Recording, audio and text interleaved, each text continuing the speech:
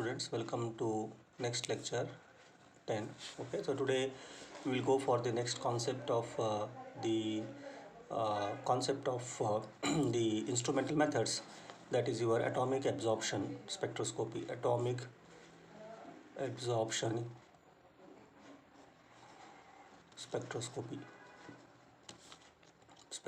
it is also called as AAS. Okay, so before starting with this concept, so let me uh, clear once again the stripping voltammetry, because one student asked me regarding the ASV, anodic stripping voltammetry. Okay, but sir, just you tell me regarding cathodic stripping voltammetry. Okay, so because yes, surely we have touched this more rather than this, because I said this is a mirror image, just opposite you do, so you get this cathodic stripping voltammetry. Okay, so that is what the difference is here. Now what is this here? So if the stripping, see, I will do here like this. Here, if the stripping, if the stripping gives cathodic current, if the stripping gives cathodic current, then it is called CSV. Is very simple, no? So here you are going cathodic current, here you are going to get anodic current. That's what. Okay, simple it is. So here anodic deposition will be there here in that's why its name is like that, no? So here it is anodic deposition, anodic deposition. Okay, here anodic deposition, opposite of is here, that is here is cathodic deposition. Cathodic deposition, this is important. Okay, so whatever here it is happening is a anodic deposition, and here it is a cathodic deposition. Okay, so this you have to keep in the mind. No, yeah, this is anodic deposition, very sorry, I have told reverse way. Yes, this is a anodic deposition, make it so that's what happens here. So that is, I think students might have felt a little bit confusing here. And this is your cathodic deposition. Yes, absolutely. Okay, this is anodic, have written, so I did not see this in this one, so that's why this is anodic, means this is a cathodic deposition. Yes, first we are reducing it, no? So yes, that's why this is a cathodic deposition, and here in cathodic CSV it is a anodic deposition. Very correct. Now you can make it. Yes, surely. So that is the difference I said you. Okay, in this what we do, first we are reducing the metal ions, okay, by a number of electrons, and this metal is now traveling towards the mercury and they are going to form amalgam. Okay, and then with anodic potential we are releasing it, stripping out. That is what we do it here. So that's why here cathodic deposition we do in ASV, that is in anodic stripping voltammetry. In cathodic stripping voltammetry we do anodic deposition. Okay, this is what. And this cathodic we determine what here, anions. Okay, mostly anions like chloride, bromide, iodide, thiols, sulfates, like this, etc. So here what we are determining in anodic ASV. So ASV is most of the cations like Zn plus 2, Pb plus 2, Cu plus 2, okay, etc. like this. Okay, but what is the main criteria here? They should be able to form amalgam. This is important. Okay, they should be able to form the amalgam. That's why hanging mercury drop electrode is taken here. Okay, so that they could easily form the amalgam. But here is that not like that. Here you can use like carbon, carbon you can use, platinum you can use, something like that. Okay, some wire you can use here. Okay, on steel, something like that you can use here as a electrode here. Okay, no need to go for the so like this. This is how the small difference you can see between the CSV and the ASV. Okay, so this is what, and simple it is what it is, just you are taking this, okay, electrode, and you are applying it with what, some this is a mercury electrode you are taking, and you are applying with the bed here, the potential, and if, and here there are metal ions now, is it right? So here there are metal ions. What will happen? So whenever you apply the potential negative and this is positive, so whenever you apply for this potential, so what will happen, mercury will get oxidized and it will release some electrons like this. Okay, and these metal ions will travel towards, because these are positive in nature, this is negative, they travel towards this mercury and they react here and get reduced and form here amalgam like this. Okay, so for this you have to drop you are dropping one mercury here. So one drop of mercury you are dropping here. That's why it's called hanging dropping mercury. So it will dissolve, come here, and the reaction starts now here. So like this. Okay, so one drop you put it here, and then what happens, the electrons, it is going to oxidize to plus, and you can see electrons are here and the metal ions go here and they reduce here and they get amalgam in a solid form here. Okay, this is what. Now you have to strip it out. When you want to strip, what you are going to do now here, oxidize it. So higher this one negative potential, so when you oxidize it, this will get oxidized. Now whatever amalgam is deposited, that get oxidized. Now Mn plus 2 plus number of electron is liberated, and this is been determined in the form of current now. Okay, current concentration or charge. If it is charge, you have to convert. So in this way the calculation is done here. Similarly here, what you do now, if now this is there, so you change this is a negative now. So if negative is there, what you have to do, just deposition, you do all the opposite. Now this is a working electrode. Now you put here what, positive charge, like this. Here it is positive, here it is negative. Now positive charge is there, so here which is there, Cl, so they will come here now like this. Okay, so they will come here and they will deposit here this way. Next step is what, stripping. So that is what, and when it strips here, again electron will be liberated and that will be counted as a current. This is a simple technique with respect to CSV and ASV. First you get deposit, first you make pre-concentration by doing like this deposition. So if it is positive charge, get it into negative charge here and make it deposit. If it is negative charge, get it to positive charge and make it deposit first, and then apply such a potential that they get stripped out. They get stripped out like this. Okay, when they strip out, definitely they are going to get liberate their own electrons here, and they will get into the current can be determined. So this is what we can say here. So here that is what CSV. So anodic deposition occurs here. So negative potential is been in the solution is going, and here you can see here. So if it is giving, what will happen, I said you, so Hg is going to give you what, Hg plus electron will be there. Now halides you are using here like X minus, I will take in a general here. So what will happen now here, so whatever here this is generated, so you take it as 2 Hg plus, this will react with this H minus, and it is going to form your Hg2X2 like this. Okay, 2Hg2X2. So this is what it is going to form here. So this whatever mercury halide is formed, this is insoluble. This should be insoluble salt. This should be insoluble salt. Okay, so this is going to form here. Now this cathodic stripping occurs now. So what happens in cathodic stripping, whatever this insoluble salt is formed here, now it is decomposed. That is what, now what you do here, so 2Hg2X2 whatever is formed, so it is decomposed to again 2Hg plus 2X minus here. This is what, this reaction takes place now in cathodic stripping voltammetry. Okay, so it is reduced now. So this is what, that's what the cathodic current we say here. So this is what the this is what cathodic current. So it is going to reduce and decompose here, see here like this.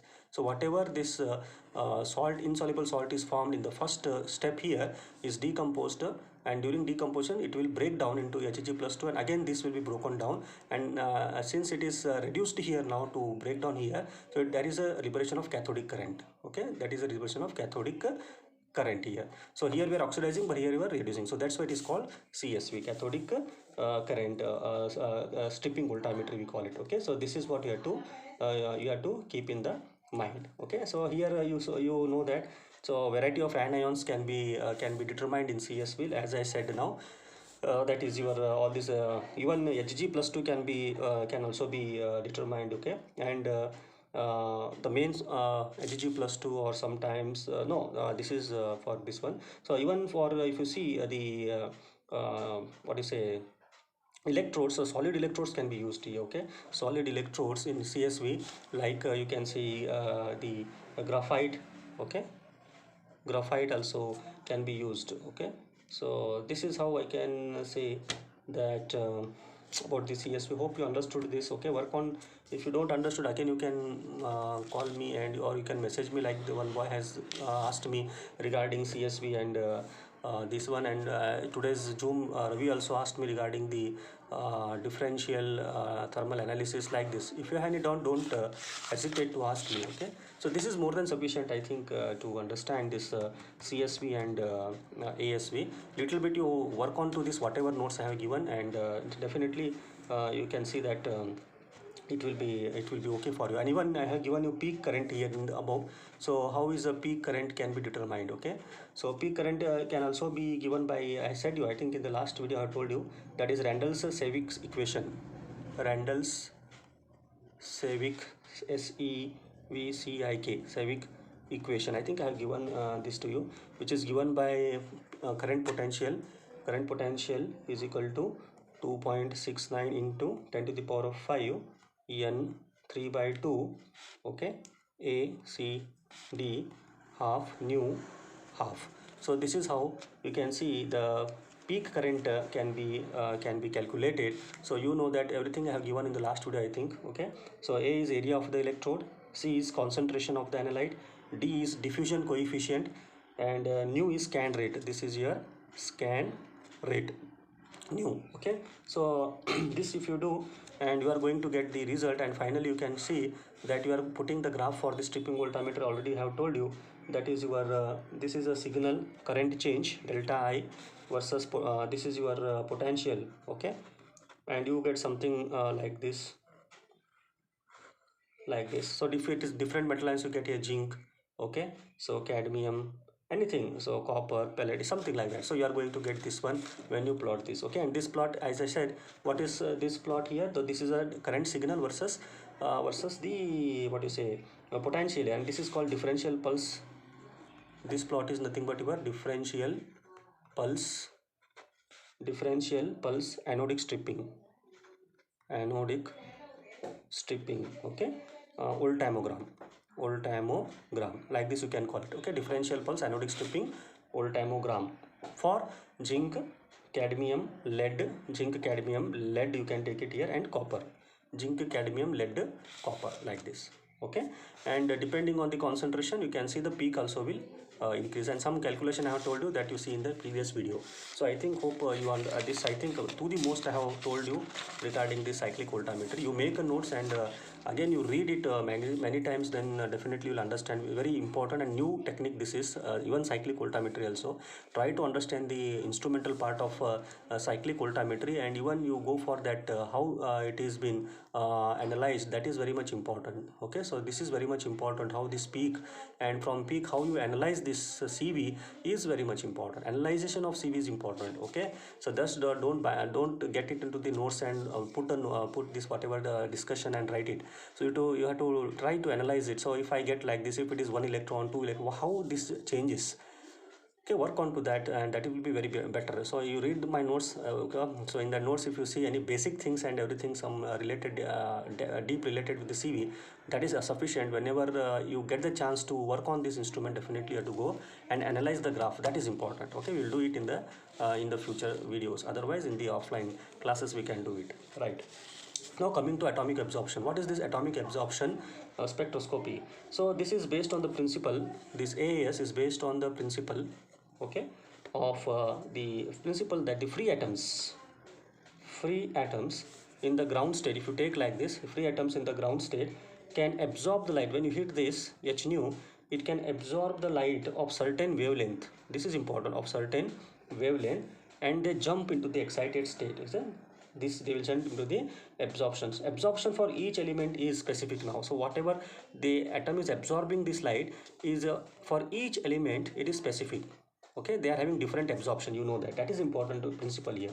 Okay, so they can absorb the light of certain wavelength, and absorption of each element is a specific, and no other element absorb at this element, at this absorption, no other element. Okay, no other element will absorb at this wavelength. So that is what the fingerprint here. So that is what the principle of this AAS. If sodium is there, sodium will absorb at particular wavelength. Magnesium, calcium. So at particular wavelength only they are going to absorb that wavelength, and they get excited, and then they, while coming down, they emit their own wavelength.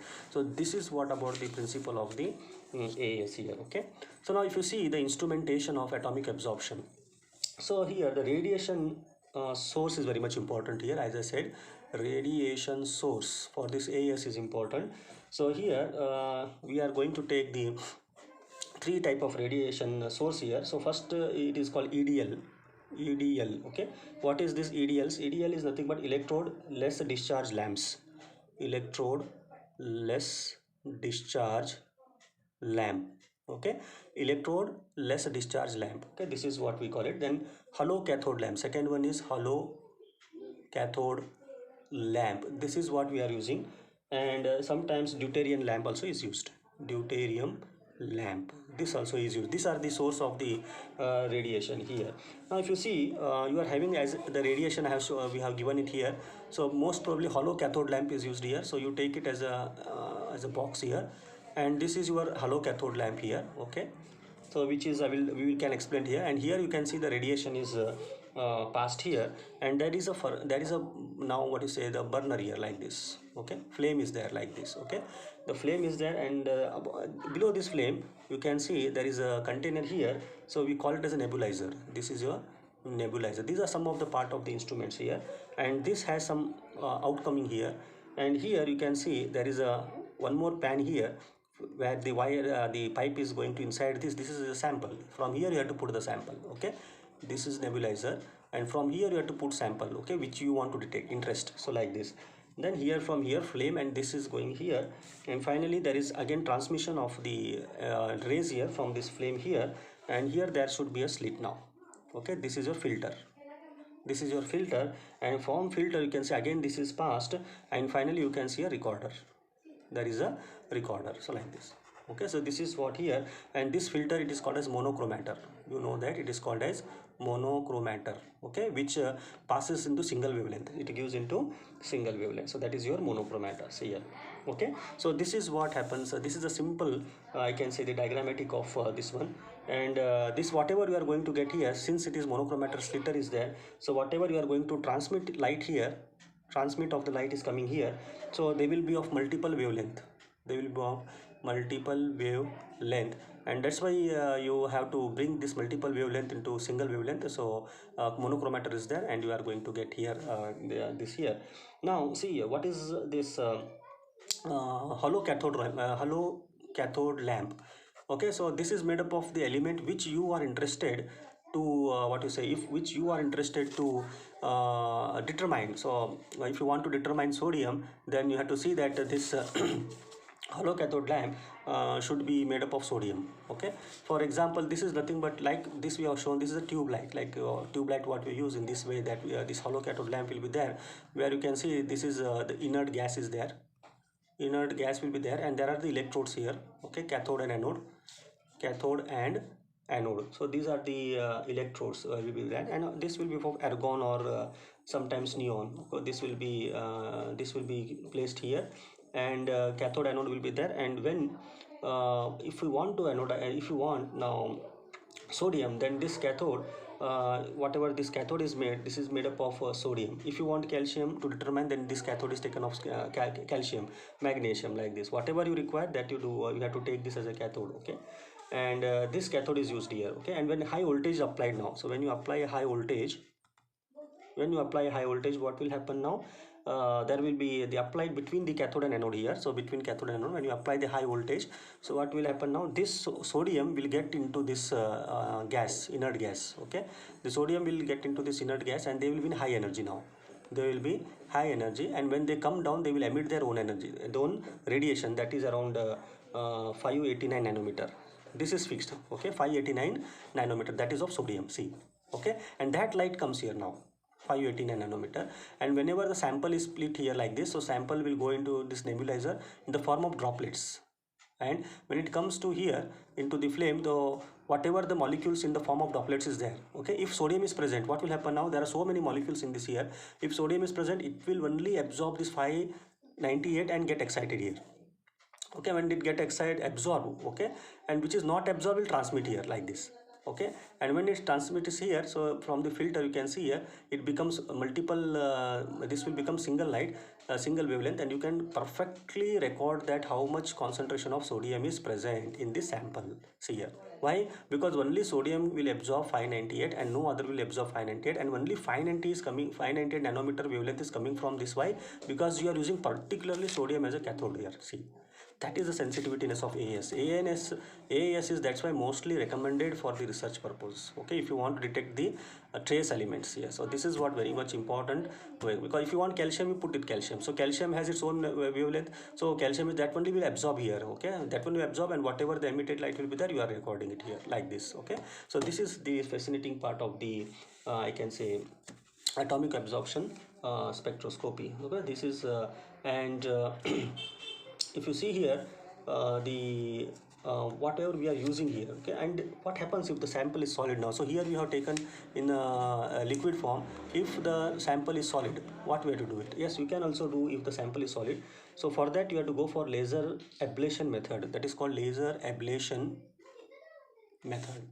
This also they are doing. Okay, so laser ABLAT, an ablation method. Okay, so this they do it here. So that is beam is passed here, laser beam is passed. Okay, laser beam is irradiated on solid, passed on the solid or irradiated on the solid, where the solid gets evaporated, the solid gets evaporated or sublimated, sometimes evaporated or sublimated. Okay, so this depends on the power of laser. So if you use the low laser beam, if you use the low laser beam, so you can get this. So if you use high laser beam, if you applied for the solid, then the solid may convert into in the plasma state. So this is what. Okay, so it depends on the way the laser beam you are utilizing for this about these things. So this is what the important thing. Okay, so whatever this I said it here. So whenever the you apply the sodium and it goes into it here. Okay, when a high voltage is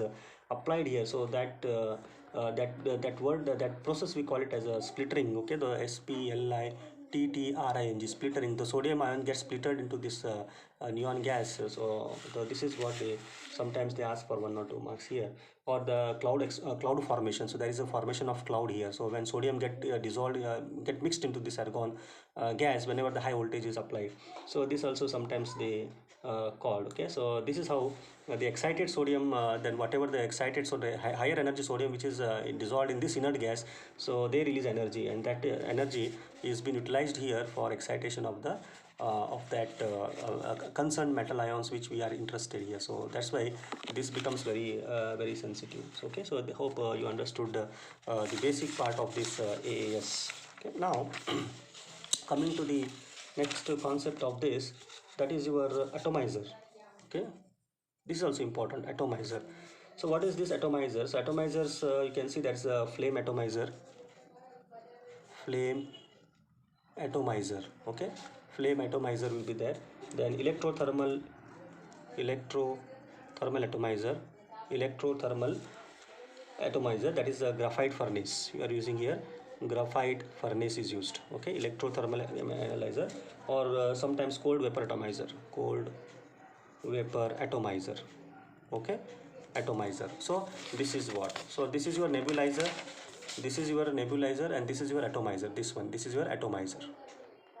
Okay, so that atomizer is nothing but like this. So it may be the flame atomizer like what we have shown you, or electrothermal graphite furnace, or it will be cold vapor atomizer. Okay, this is what. And the nebulizer, this also you should know what is this nebulizer, what we are using here.